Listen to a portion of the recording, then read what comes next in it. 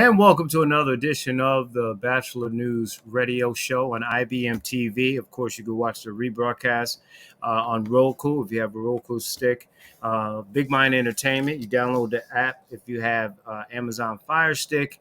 You can watch it on YouTube at LA Batchelor and on Facebook at Pad Nation, Twitter, Pad Nation 2, Instagram at LA Batchelor as well. I'm your host. We thank you for joining us, excuse me, today. And we appreciate you checking in. You could have been doing anything else, but you decided to be a part of this broadcast. Want to bring in my guest, first time coming on the show. He is the founder of the American Union. It's a union of swing voters joining forces to demand a better social contract. And we'll get into what that is with Brian Winters. And Mr. Winters, we appreciate you coming on on the show today, sir. Hey, thank you for having me. Pleasure Absolutely. to be here. Yes, sir. So tell us about American Union, how you started it, especially, I guess, in the climate that we're in politically. Um, was it that was that part of the reason why you started it? Oh, absolutely. I used to serve in the state legislature in New Hampshire, and realized that the system wasn't working for the average person, and you can see that in the polarization we have today, where people are all they're frustrated that they have to pick a team, Republican or Democrat, and a lot of people want a different choice. But third parties don't work. They're because the system is set up in a way that Republicans and Democrats are going to win 99% of the time. So the American Union of Swing Voters is a different model. It flips things around. And rather than electing candidates with a party and then trusting them to write legislation after the fact, we have crowdsourced a specific legislative package that ends poverty, ends mass incarceration, and ends the endless wars. And the deal for Congress is if they put it on the president's desk before the election, they can all get our votes. Republicans, Democrats, we don't care. We just want them to solve some problems already. But if they refuse, we can vote for their opponents. And as swing voters, it just takes a small percentage to be the deciders to control the balance of power in Congress. That gives us leverage, and we can force them to act and do something and look out for the American people. So that's what the American Union is. And appreciate the opportunity to talk about it. And what is a swing voter? Because, and it might be sort of a silly question, but we hear that all the time, just like the Rust Belt where people vote in the Midwest and those things. Are they really swing voters? Because most people believe, at least I hear a lot that the country might be center right, center left, maybe moderate. Some progressives, to some too extreme to the left, extreme to the right. What is a swing voter? That's a great question. And so we specifically define swing voter as someone who is willing to vote for either a Republican or a Democrat, because those are the candidates who win 99% of the time. If people are frustrated and they don't vote, if people are frustrated and vote for a third party, those votes are spoilers. And so by being a union of swing voters willing to vote for Republicans or Democrats, we can be the deciders. And that's the part that gives us leverage over the political conversation and the political process. What do you say to people that say, "Well, okay, you're a non-super PAC," but in essence, if you're lobbying Washington or even in like New Hampshire, the state capital there, because politics is local and it goes national. But what do you say to those who say, "Well, you're a non-super PAC, but you're actually acting like one"? And how does the funding work? So we actually are a super PAC that people can make unlimited campaign contributions to grow the union of swing voters. Okay. But as a super PAC, none of that money goes to any candidates or to their campaigns. It just goes back into growing this block of voters that are trying to wield oversized influence on the political process around a very specific set of solutions: end poverty, end mass incarceration, and the endless wars.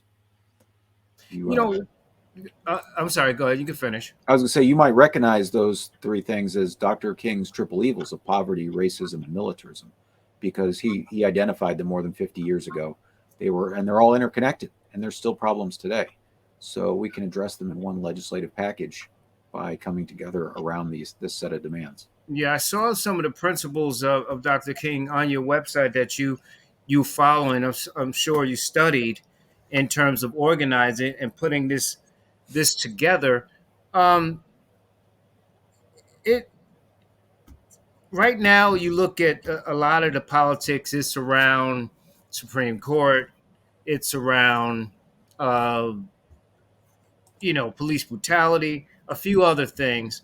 Are those some of the other things that you look at in terms of you know utilizing the swing voters to get the not only the legislation you want, but in some cases, like you said, mass incarceration, the justice that you want? Yeah. Um, so again, this is a legislative package with a specific set of demands. Again, expecting Congress to put it on the president's desk before the election in exchange for votes. And so there's about 50 different policies that are in it. There's an awful lot of criminal justice reform in it, a lot of police reforms, prison reforms, and prosecutorial reforms. Policies that have driven mass incarceration, so that we have 8 times as many people in prison than we did at the end of Dr. King's life. I mean, it's a moral stain on our nation that we incarcerate so many people.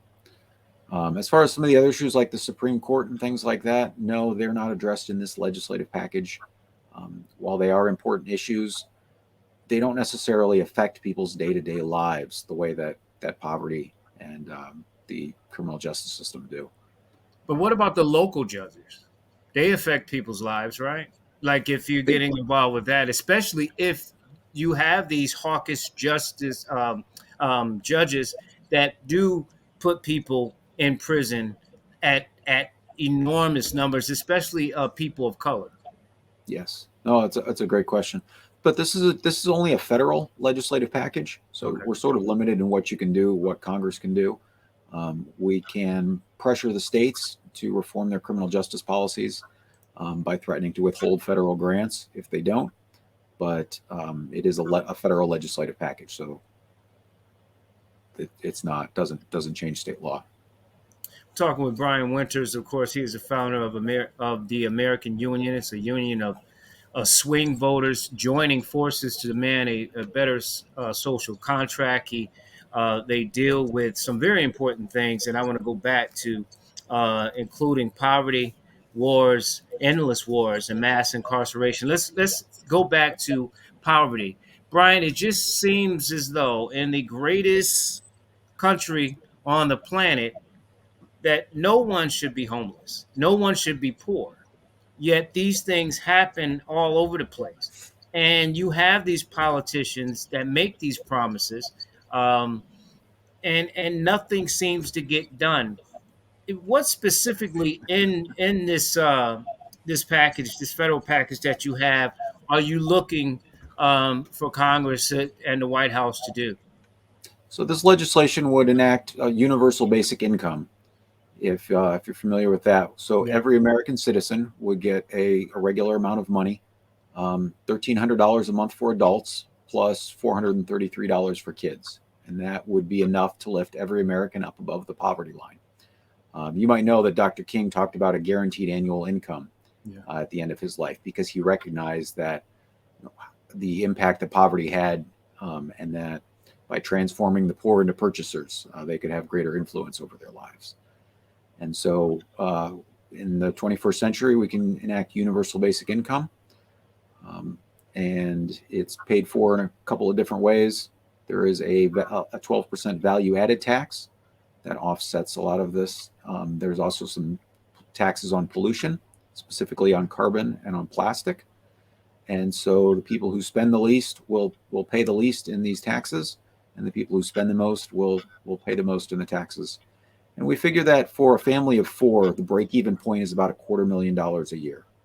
So if you're spending less than that as a family of four, you will come out ahead with the taxes versus universal basic income. If you're spending more than that, then you'll pay more in than you'll get back.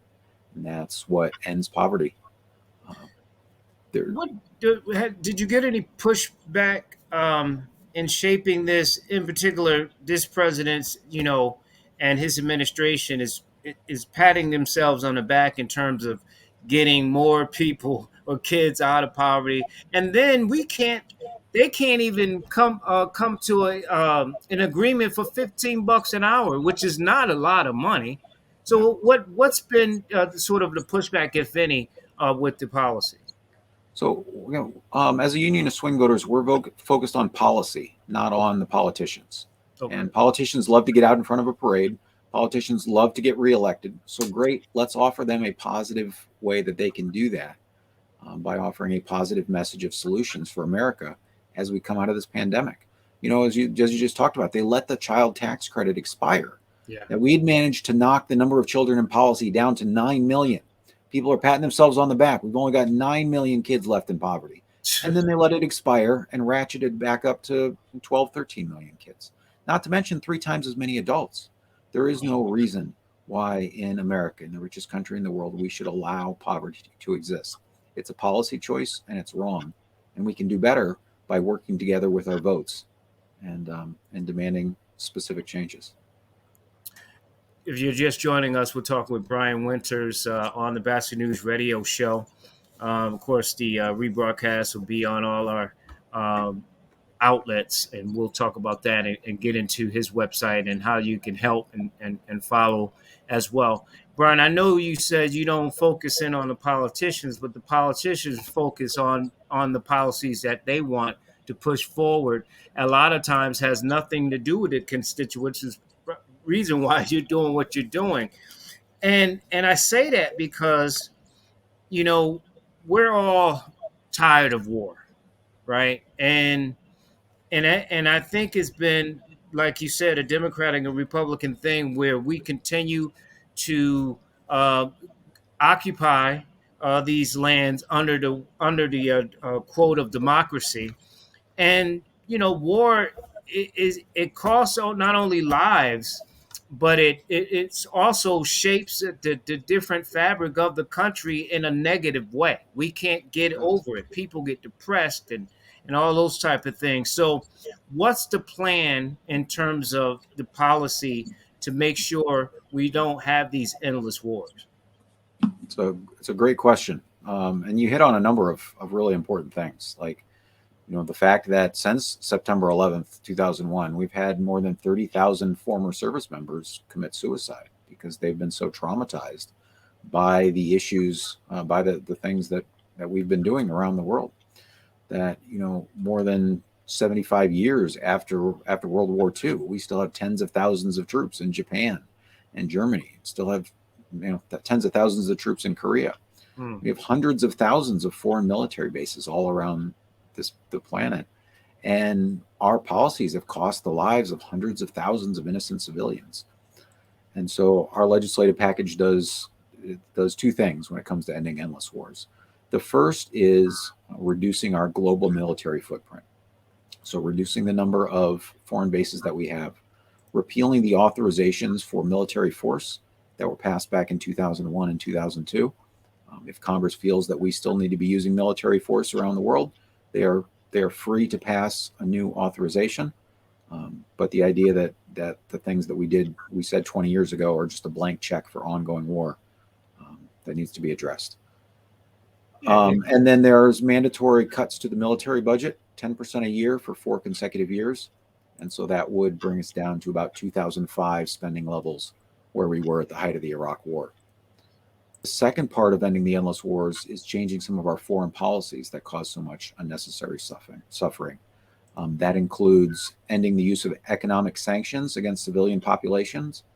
So targeted sanctions against individuals and things wouldn't be prohibited, but cutting a whole country off economically is a thing that hurts the poorest, weakest members of society the most. And it's a collective punishment that is not who America should want to be. So to further improve our moral standing in the world, would also close down Guantanamo Bay military prison.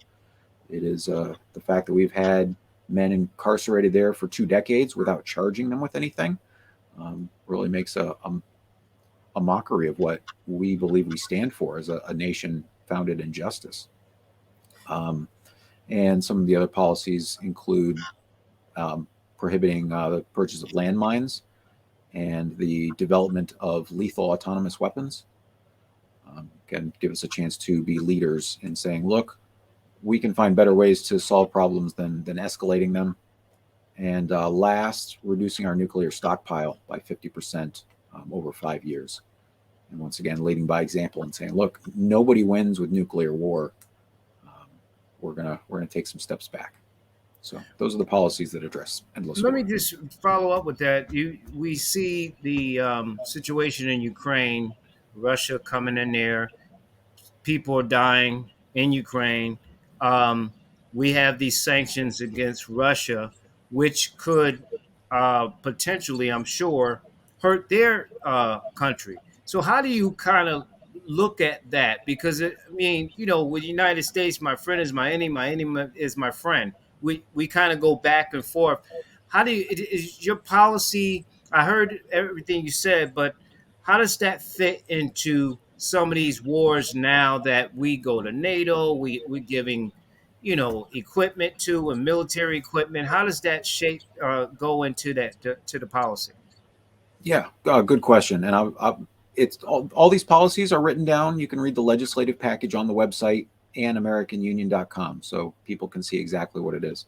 A couple of the more details about the restrictions on economic sanctions is that there are exemptions if it's part of a multilateral coalition or part of a UN mandate, or during war or times of hostility, then those restrictions wouldn't apply.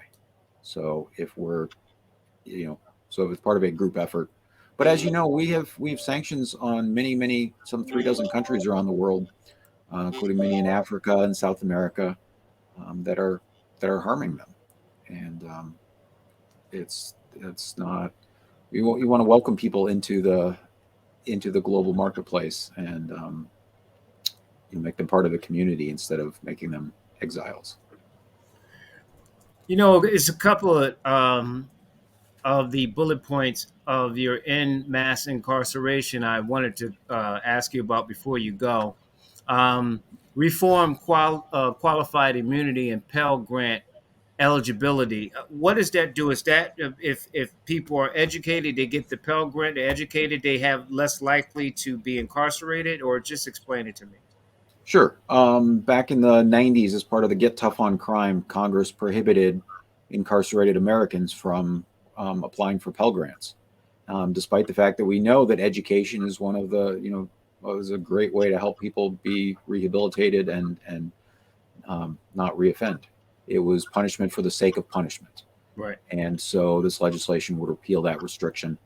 Um, Congress is sort of doing this already. At some point in the next 18 months, incarcerated Americans should be able to apply for Pell Grants again, but they do it by establishing a new bureaucracy, and our legislation just repeals the restriction. The mass incarceration part of your blueprint is great. I mean, these are things.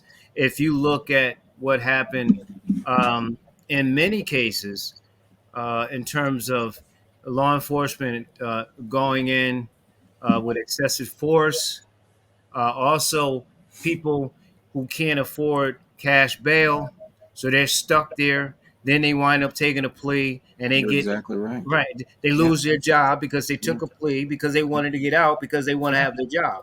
Right. Um, talk about that. Those are very important because it goes back to not just if you give them education, they don't revisit in a lot of cases in terms of prison. They can get a job. Education is going to help you get a better job, and you're out of poverty in a lot of cases with this. Yeah, is a huge driver of crime. It's very, very destabilizing for people's lives. The ending mass incarceration is really, really important for our country.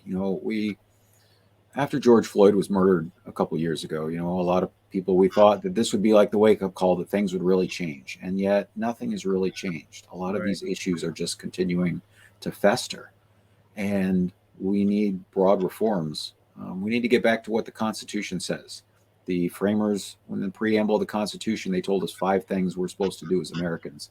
And the first is establish justice. and we're failing to establish justice when 2 million of our countrymen wake up behind bars every day. So the police reforms include, as you said, reforming qualified immunity, so that people who've had their rights violated could get their day in court. We would end the program that allows military equipment to be donated to local police departments, reforming cash bail, some of the prison reforms, reforming the practice of solitary confinement. The Hmm. United Nations has said holding someone in solitary confinement for more than 15 days is a form of torture. And yet we have tens of thousands of Americans who are held in solitary confinement for weeks, months, even years.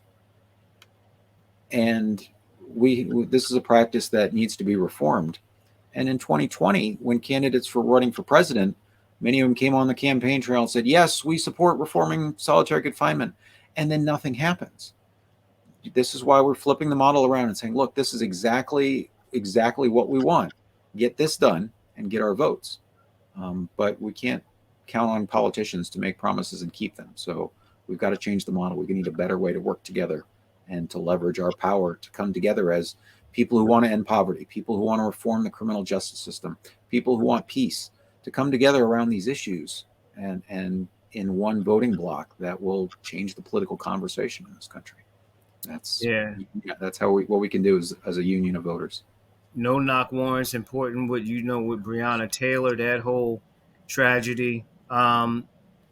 Review prison sentences after 10 years. What if they unfortunately they murdered someone? How does that work? If Sure. they, you know, Yeah, this is based on Cory Booker's Second Step Act. I'm right? forgetting, but it's second look legislation. So after 10 years, again, this is federal legislation, so it would only apply to federal inmates at the moment. And so after 10 years, they could request a hearing, a sentence review, and a judge would have to find that they had been rehabilitated, they were no longer a danger, and that the interests of justice would be served. And if the judge turned them down, they could apply again in a few more years, up until the age of 50. And then there would sort of be a presumption that after the age of 50, that you're no longer a harm to society. Victims would also have a say in the second look provisions. They would have the opportunity to weigh in and let the judge know, what they thought, whether they thought the person was still in need of further punishment and rehabilitation, or if they said, look, it's been 10 years. I think this person is reformed and nothing more can be gained by keeping them incarcerated. Let's help them become productive citizens again. Sounds subjective a little bit, especially if you have lower court judges that want, or federal court judges that want to prove something, or they're just against certain crimes and no, and so that. But I get what you're saying, and I like the fact that victims have a say into it, because I think the misconception is that all victims say no, but there's some victims with compassion after a while, and they may speak on the perpetrators' behalf. Mm-hmm. Uh, Final question for you. Final two questions, Yeah, if I yeah. can. Are you endorsing any um, politicians that really are engaged and really sort of a partner with what you guys are doing? It's a great question. Endorsements won't be made until October. Okay. We're giving Congress, as many chances, excuse me, as they can to enact this legislation, and so we will continue to build public pressure over the next 6 months to to build support for getting this done before the election. But in the last critical weeks of the election, we will make endorsements of either the incumbents or their major party challengers and throw our support behind them. And so here's the opportunity. The last critical weeks of an election are really important, right? This is candidates worry about an October surprise. So here's an opportunity for them to get something done and get themselves reelected by solving some problems. You Are there know, candidates along the way that, if they are supportive, yes, they will be known and they'll be, we'll share their message of support. But no, we won't be making any actual endorsements until Congress acts or doesn't act. it sounds as though almost that um, your organization it sounds similar to the ACLU in a sense. If sounds really progressive in terms of uh, domestic, especially. Well, really, domestic and foreign affairs. You sound like again, justice and peace, basic principles, basic foundation principles that anybody can get with. Yes. Again, we get our the Constitution sets out these 5 duties for us. So establish justice, that's ending mass incarceration, ensure domestic tranquility. The political parties just try and make us hate each other. They purposely try and get us riled up and angry at each other, and we can Right. refuse to play that game. Provide for the common defense. We have far exceeded the framers' mandate. Promoting the general welfare. Welfare means health, happiness, and prosperity. We didn't talk about it, but there's a public option for health insurance included in this legislation, as well as 18 weeks of paid family leave. And then securing the blessings of liberty to ourselves and our posterity. We do that by voting. Universal suffrage is included in the legislative package, and the pollution taxes are a way of protecting the environment so that our kids don't inherit this mess that we're making. So the Constitution tells us what we're supposed to be doing, and we've lost our way. We can get back to it, work together, and build a better America. There's a lot of course, we talk a lot about racism and social injustices, mass incarceration. I applaud what you're doing. Do you ever get Democrats and Republicans in the organization that may be Democrat might be a socially liberal, but a conservative fiscal person, and Republicans the opposite? Do you get any of that kind of clashing a little bit, or everybody's kind of I mean, on yeah, well, nobody's supposed to like everything in this legislative package. Everybody has to make some compromises, the same way the framers did when they wrote the Constitution. right? Nobody liked everything in it, but they knew America was worth saving. They knew America was worth fighting for, and they knew something had to be done. And so they cobbled out, a compromise and a framework for government and kept the country going. And we, the people, can come up with our own set of compromises that will solve our problems and create a framework for Americans to work together instead of butting heads through the two-party system. American Union. Republicans and Democrats divide us, as you just mentioned, and American Union can unite us.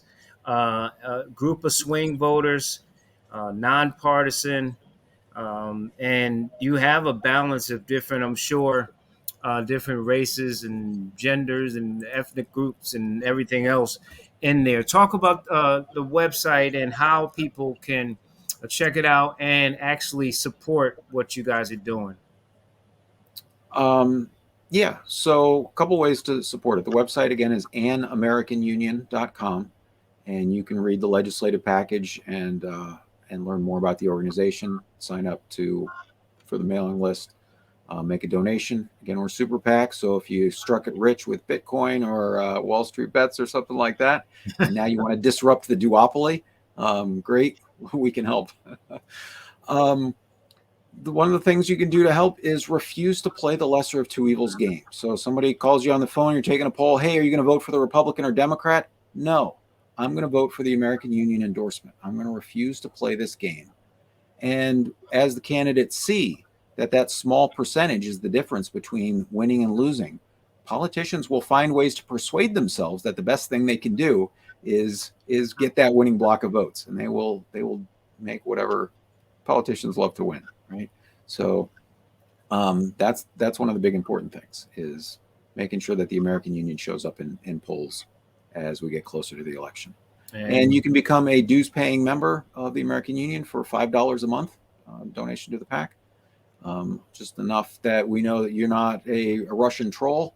You got a credit card here in the United States, and that you want to work together to solve some problems. yeah.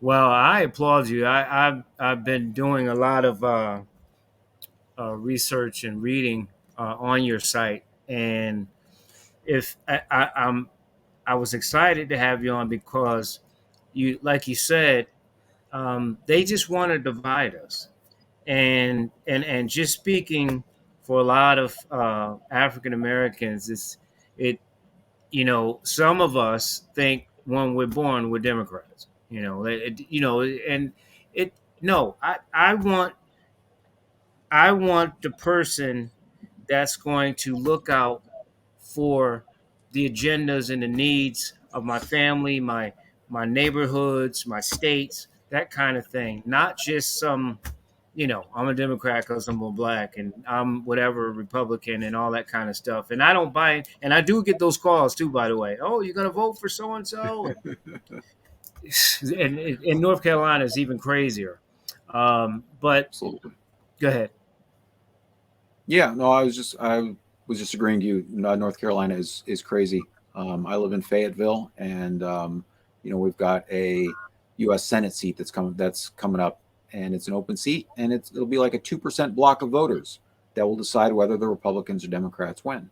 And so by being that block of votes in the middle, that's how we get leverage over the process. Two questions came in real quick. I know you got to run. I got to run.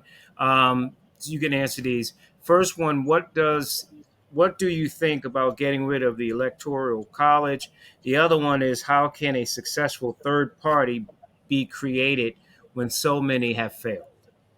Sure. Those are great questions. When it comes to getting rid of the Electoral College, you pretty much have to amend the Constitution, so it's sort of a non starter. Right. But as a union of swing voters, we can, it just takes small numbers of people in a few states to really control the balance of power, to control the outcome of the Electoral College, right? It was 11,000 voters in Georgia. It's like one half of 1% in Arizona, just small percentages. And so, um, in 2024, small groups of swing voters in key states can have oversized influence on who wins the election. Second part is how can a successful third party be created when so many have failed?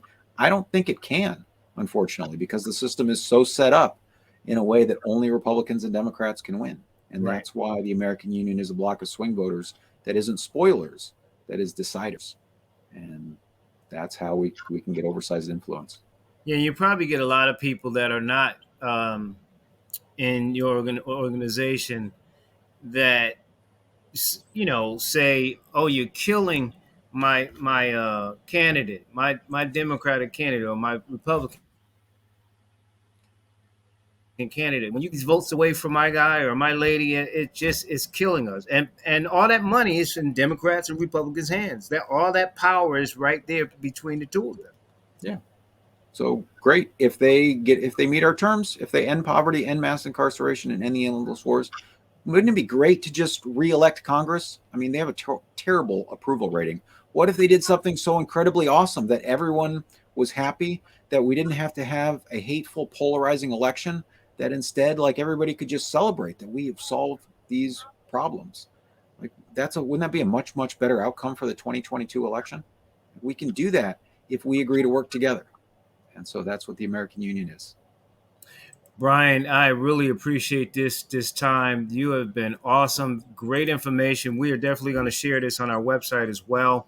Thank you for coming on, and let's do this again. I really want to help you get this information out there, sir.